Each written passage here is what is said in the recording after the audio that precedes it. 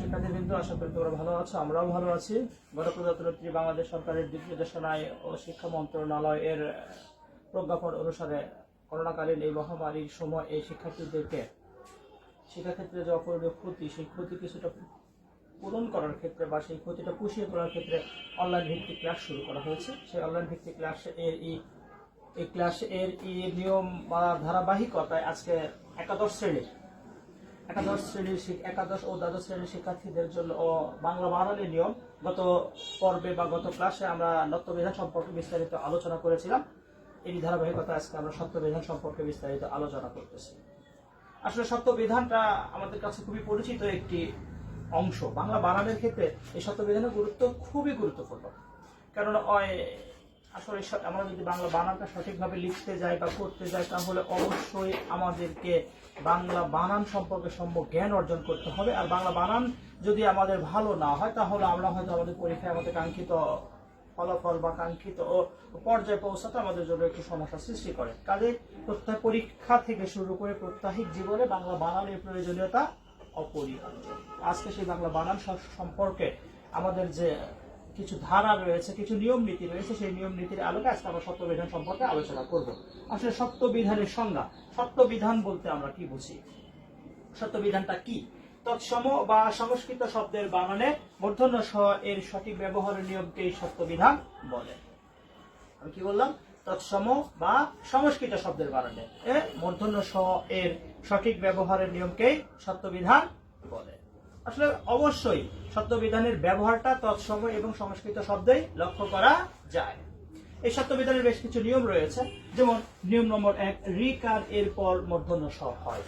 অর্থাৎ আমরা যদি ঋকার এর পর যদি কোনো স লিখতে যাই, তাহলে অবশ্যই আমাদেরকে মূর্ধন্য স ব্যবহার করতে হবে।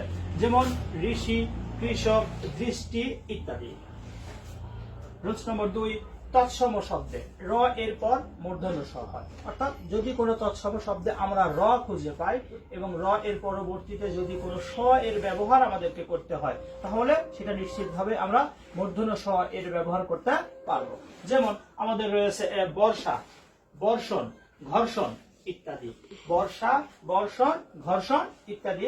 এই প্রত্যেকগুলোতেই বর্ষণে আমাদের র উচ্চারণ হচ্ছে, বর্ষাতে আমাদের র উচ্চারণ হচ্ছে, ঘর্ষণেও আমাদের র উচ্চারিত হচ্ছে। এই জন্য বলা হয়েছে যে তৎসম শব্দে র এর পর মূর্ধন্য স হয়।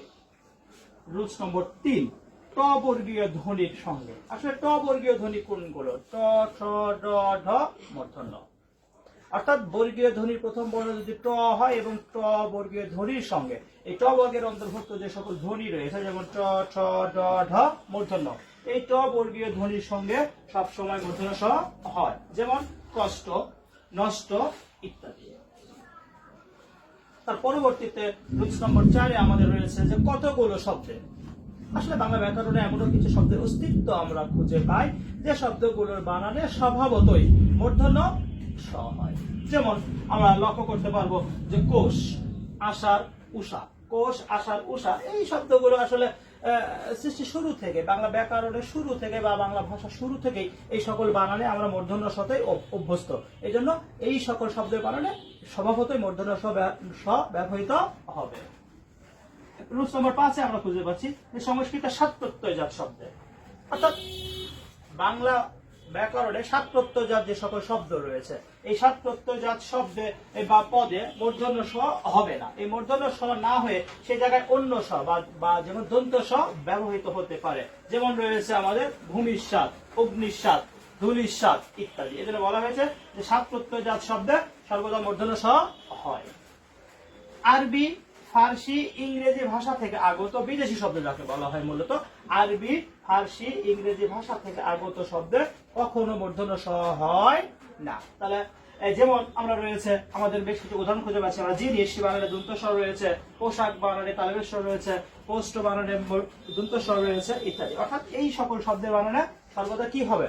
এই সকল শব্দের বানানে সর্বদা আমাদেরকে দন্ত স, তালবের স বা মূর্ধন্য স বাদ দিয়ে দন্ত স বা তালবের স ব্যবহার করতে হবে।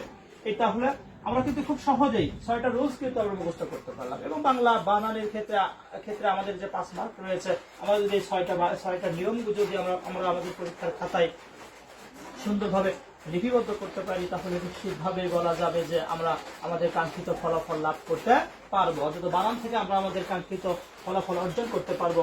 তো আমি আবারও বলছি যে শিক্ষার্থীরা তোমাদের জন্য খুব সহজে রিকার এরপর মূর্ধন্য স হয়। আমরা যদি মুখে মুখে চেষ্টা করি তাহলে খুব স্বল্প সময়ে এবং খুব সহজে আমরা এগুলো মুখস্থ করতে পারবো।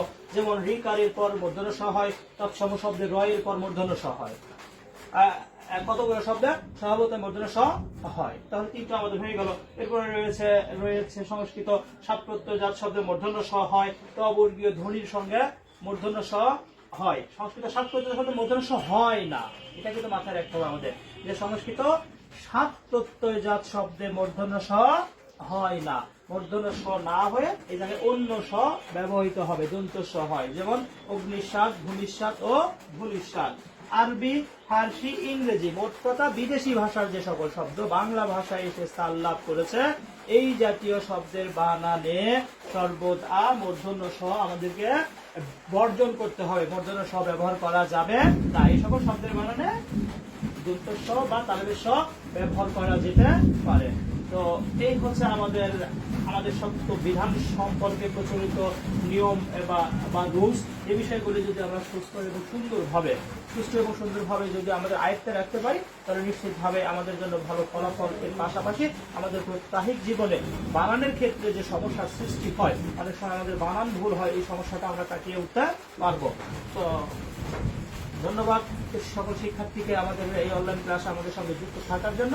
ঠিক অতীতের মতো আগামীতেও আমরা আবারও তোমাদেরকে আমাদের সাথে পাবো এবং আবারও আগামী দিন অন্য কোনো বিষয় নিয়ে তোমাদের সাথে আমাদের দেখা হবে বা অনলাইনে ক্লাসে হবে। তোমরা ততদিন পর্যন্ত সুস্থ থাকো, ভালো থাকো, সুন্দর থাকো। খোদা হাফেজ।